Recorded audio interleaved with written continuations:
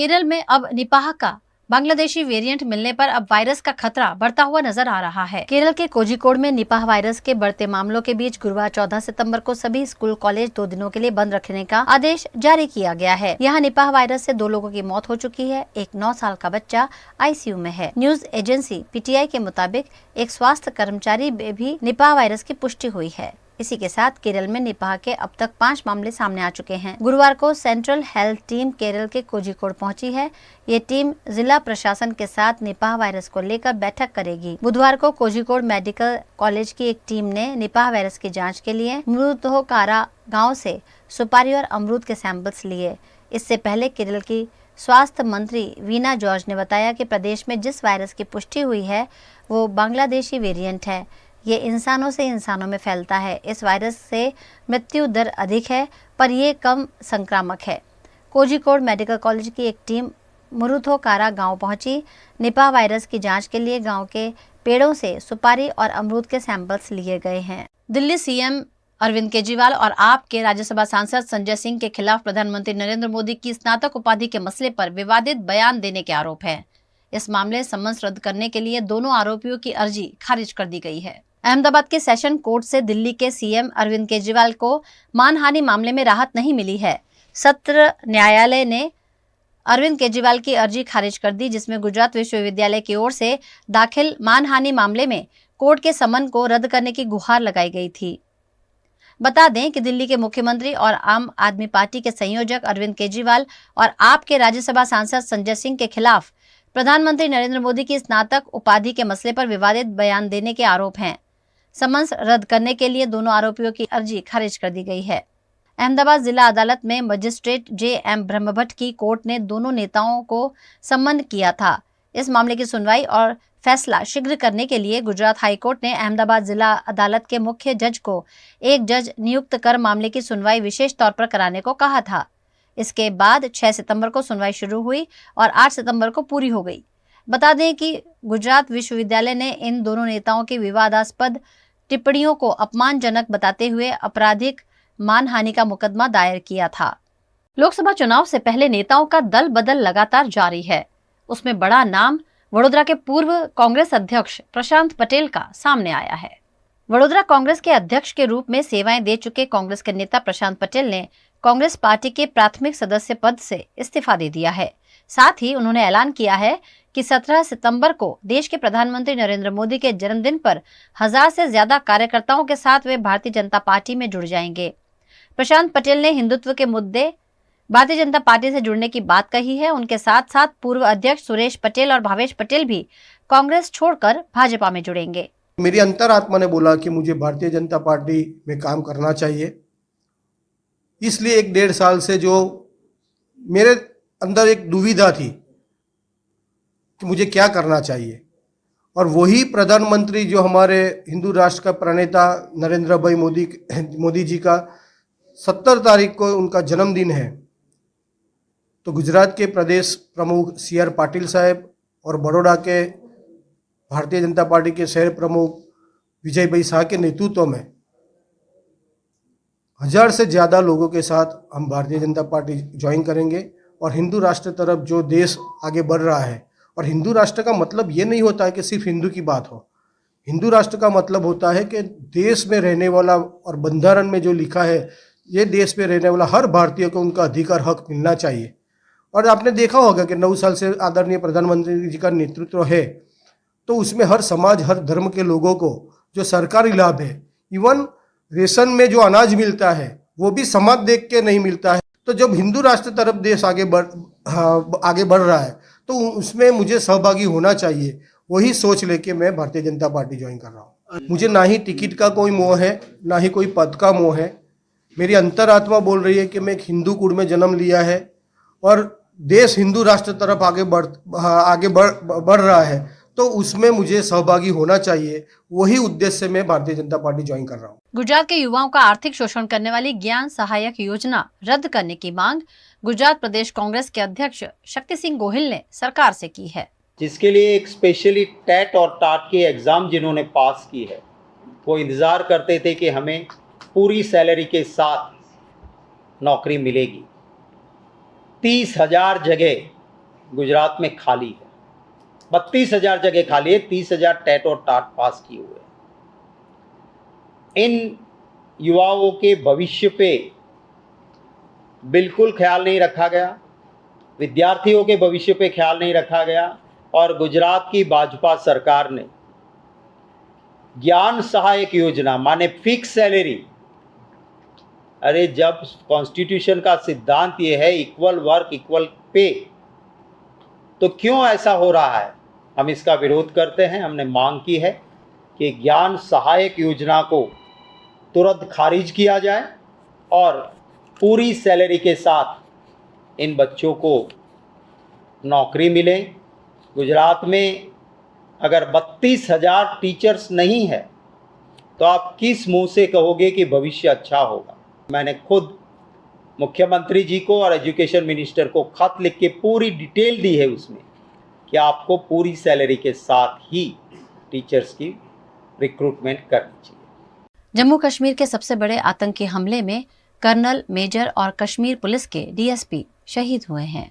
कश्मीर में पिछले 3 दिनों में आतंकियों के साथ एनकाउंटर में आर्मी और पुलिस के 3 अफसर शहीद हो गए हैं। एक अन्य जवान लापता भी है। दरअसल अनंतनाग जिले के गाडोल में 3 से 4 आतंकियों की मौजूदगी की सूचना के बाद सेना और पुलिस ने संयुक्त ऑपरेशन शुरू किया था। रात होने पर ऑपरेशन रोक दिया गया था। 13 सितंबर बुधवार सुबह जब दोबारा तलाश शुरू की गई तो आतंकियों ने घने जंगल में घात लगाकर घेराबंदी की और हमला कर दिया। उन्होंने अंधाधुंध फायरिंग की। इसके चलते 19 राष्ट्रीय राइफल्स के commanding officer colonel Manpreet Singh, major Ashish Dhonchak और जम्मू कश्मीर पुलिस के डीएसपी हुमायूं भट्ट शहीद हो गए हैं। मनप्रीत मोहाली के और मेजर आशीष पानीपत और भट्ट कश्मीर के बडगाम के रहने वाले थे। लश्कर ए तैयबा से जुड़े प्रतिबंधित रेजिस्टेंट फ्रंट ने हमले की जिम्मेदारी ली है। अफसरों का मानना है कि ये वही आतंकी है जिनसे 4 अगस्त को कुलगाम के जंगल में मुठभेड़ में 3 जवान शहीद हो गए थे। कश्मीर में पिछले 3 साल में ये सबसे बड़ा हमला है। इससे पहले कश्मीर के हंदवाड़ा में 30 मार्च 2020 को 18 घंटे चले हमले में कर्नल, मेजर और सब इंस्पेक्टर समेत 5 अफसर शहीद हुए थे। पुलिस ने कहा है कि अनंतनाग में लश्कर के 2 आतंकी छिपे हैं जिन्हें सेना ने घेर लिया है। उनमें से एक नागम कोकरनाग का रहने वाला उजेर खान है। उजेर पिछले साल जुलाई में लश्कर से जुड़ा था।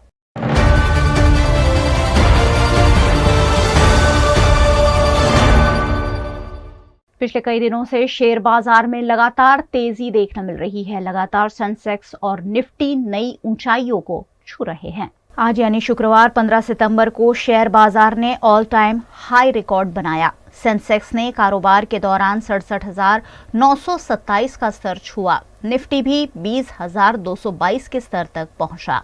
हालांकि बाद में बाजार थोड़ा सा नीचे आया और सेंसेक्स 320 अंक बढ़कर 67,838 के स्तर पर बंद हुआ। वहीं निफ्टी में 67 अंकों की तेजी रही। ये 20,170 के स्तर पर बंद हुआ।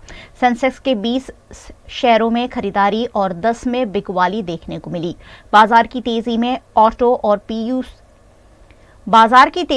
ऑटो और पीएसयू बैंकिंग स्टॉक्स सबसे आगे रहे। निफ्टी में बजाज ऑटो, हीरो मोटोकॉर्प और M&M के स्टॉक्स टॉप गेनर है। बीपीसीएल का शेयर टॉप लूजर है। वहीं सेंसेक्स पर सबसे ज्यादा तेजी M&M, भारती एयरटेल और टाटा मोटर्स में रही, जबकि HUL में गिरावट देखने मिली।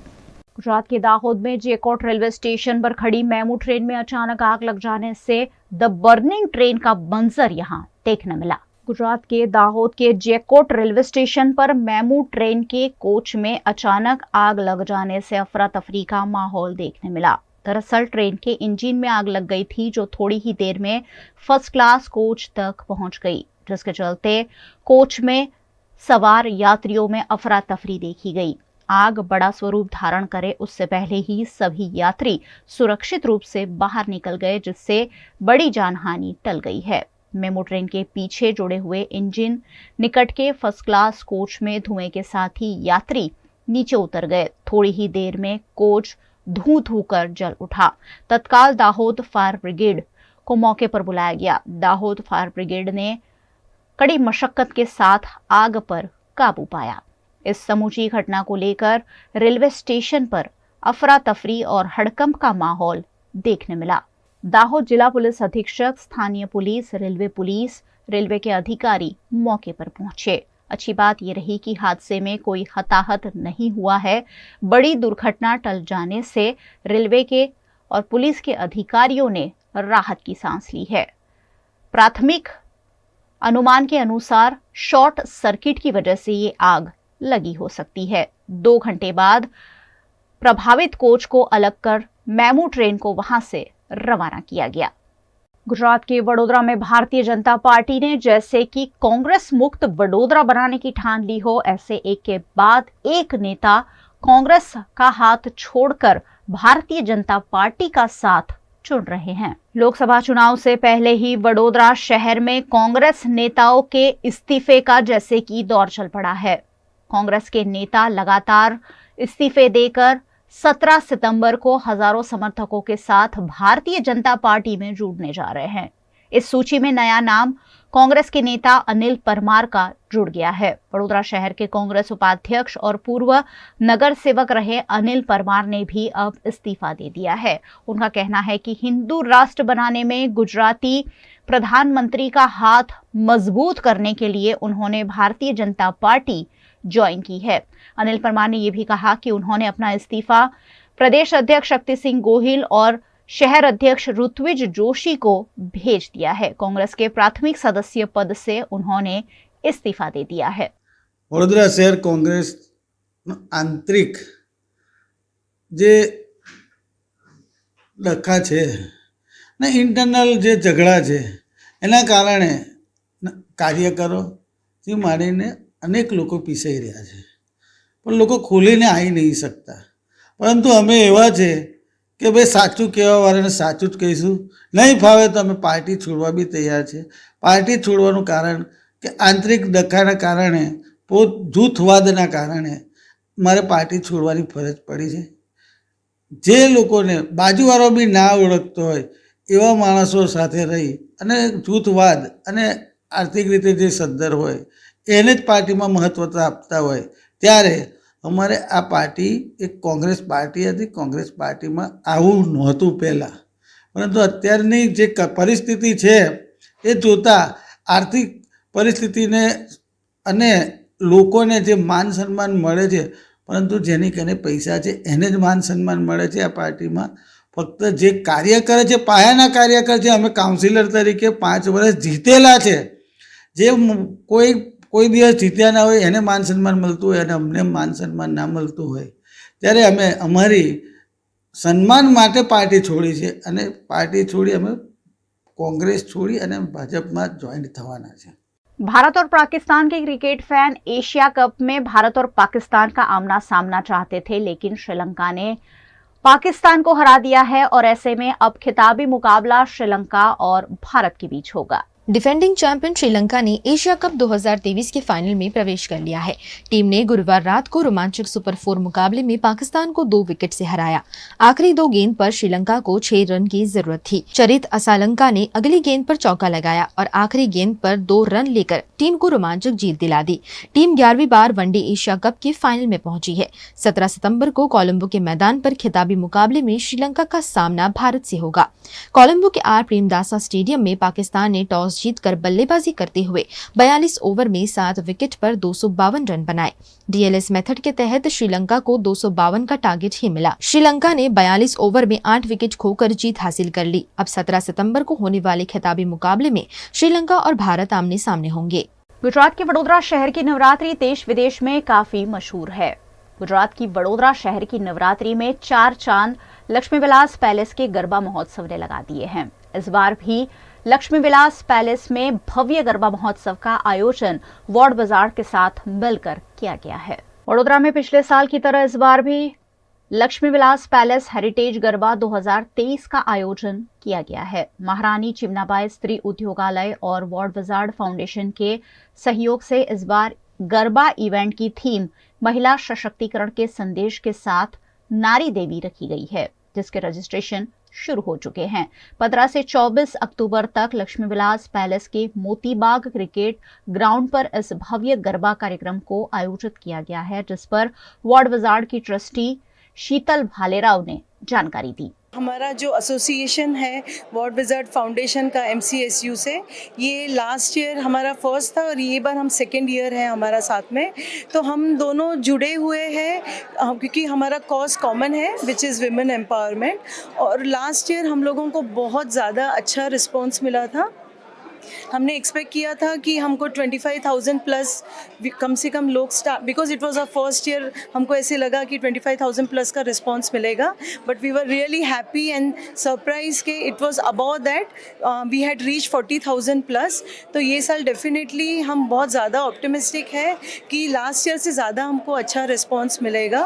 और वहाँ पे हमारी फैसिलिटीज़ भी काफ़ी अच्छी है। फूड कोर्ट की बात करूँ तो काफ़ी अच्छे ब्रांड्स जुड़े हैं जो पूरे ओवरऑल इंडियन डेलिकेसीज आपको प्रोवाइड करेंगे। तो overall we are trying our best to give a very good remarkable experience to all our players. इस भव्य गरबा आयोजन के बैठक इंतजाम, parking space, security, fire safety और प्राथमिक सारवार जैसी सभी सुविधाओं को सुचारू रूप से सुनिश्चित किया गया है। महारानी राधिका राजे गायकवाड़ ने इस गरबा आयोजन को लेकर उत्साह दिखाया। हमारा प्रयास हमेशा यही रहता है लक्ष्मी विलास पैलेस हेरिटेज गरबा का कि हम आपके लिए कुछ कल्चरल लाएं, कुछ सांस्कृतिक लाएं, आपको एक झलक दें हमारे एक ऐतिहासिक कल्चर की और एक भक्ति भाव की। और उसके साथ हम इंक्लूजन करना चाहते हैं, जो लोग पीछे रह जाते हैं उनको आगे एक बढ़ाने का प्रयास रहता है, जैसे कि LGBTQI कम्युनिटी है या विमेन है। तो इस वर्ष भी हमारा यही प्रयास रहेगा कि ऐसे कॉजेस को हम आगे लाएं। और हमारा जो इस साल का थीम है नारी देवी, उसको आप एक अलग उसका डिपिक्शन देखेंगे तो मुझे लगता है इस साल का थीम भी सबको बहुत पसंद आएगा। हमारे प्रोजेक्ट्स काफ़ी विमेन सेंट्रिक रहे हैं। एक नारी रानी मेरा प्रोजेक्ट रहा है जो ट्रांसजेंडर्स के साथ था, और नारी की सवारी जो हम ड्रिवन विमेन ड्राइव प्रोजेक्ट है जहाँ पे हम लेडीज़ को ट्रेन करते हैं ड्राइविंग सीखने के लिए और इंडिपेंडेंट होने के लिए, अपनी इनकम रोजगारी बढ़ाने के लिए। तो वो हमारे नारी सेंट्रिक प्रोजेक्ट्स रहे हैं। और भक्ति भाव जो है अम्मा माता की, वो तो देवी का है ही, और नारी जैसे कि देवी का स्वरूप मानते हैं हम सब, इसलिए नारी देवी थीम एकदम सही रहा हमारा। और शीतल जी वार्ड विजार्ड फाउंडेशन की भी नारी हैं, और हमारी पूरी टीम महारानी चिमनाबाई स्त्री उद्योगालय की लेडीज़ की ही बनी हुई है। तो हम इसी के का एक झलक गरबा में हम देना चाहते थे, नारी देवी।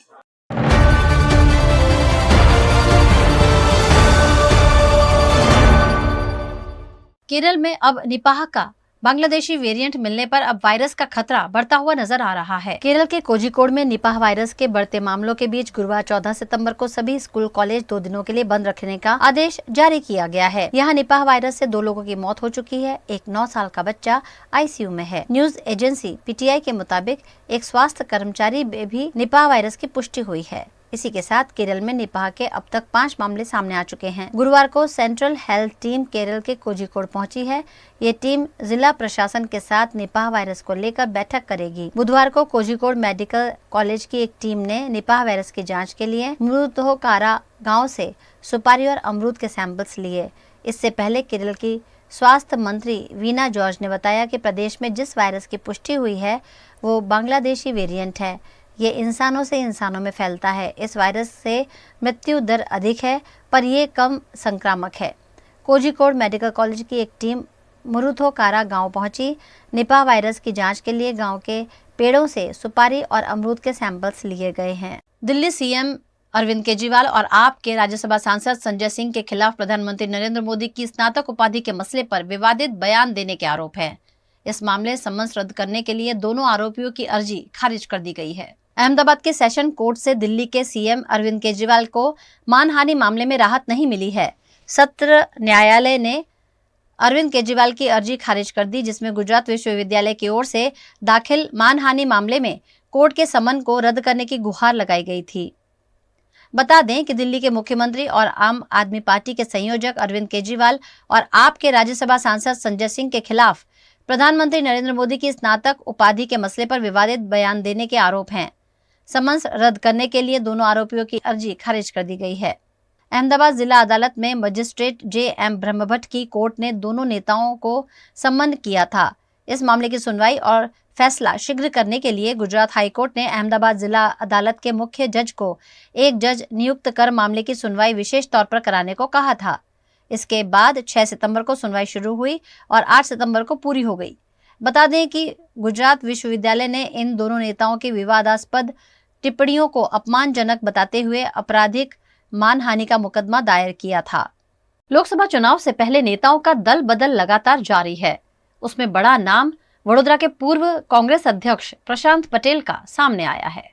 वडोदरा कांग्रेस के अध्यक्ष के रूप में सेवाएं दे चुके कांग्रेस के नेता प्रशांत पटेल ने कांग्रेस पार्टी के प्राथमिक सदस्य पद से इस्तीफा दे दिया है।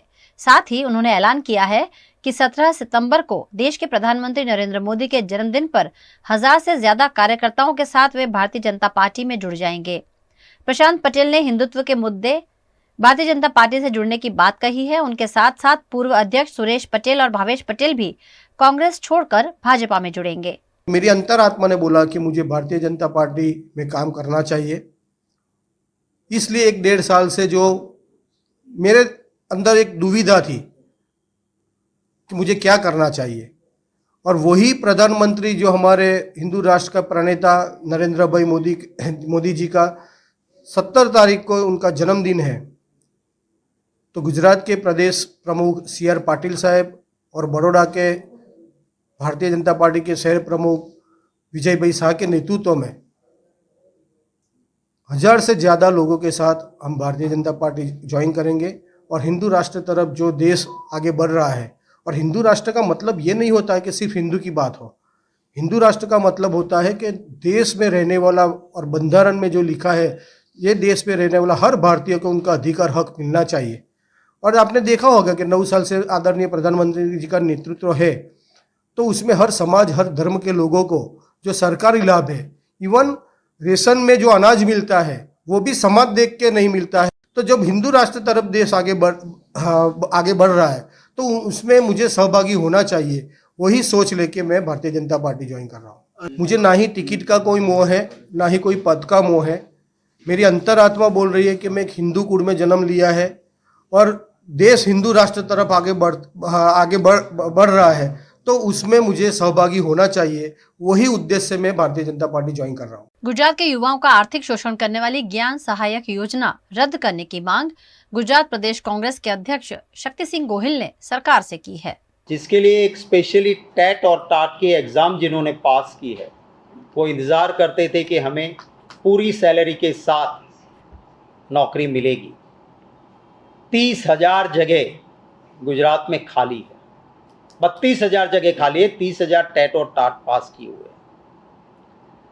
इन युवाओं के भविष्य पे बिल्कुल ख्याल नहीं रखा गया, विद्यार्थियों के भविष्य पे ख्याल नहीं रखा गया, और गुजरात की भाजपा सरकार ने ज्ञान सहायक योजना माने फिक्स सैलरी, अरे जब कॉन्स्टिट्यूशन का सिद्धांत ये है इक्वल वर्क इक्वल पे, तो क्यों ऐसा हो रहा है?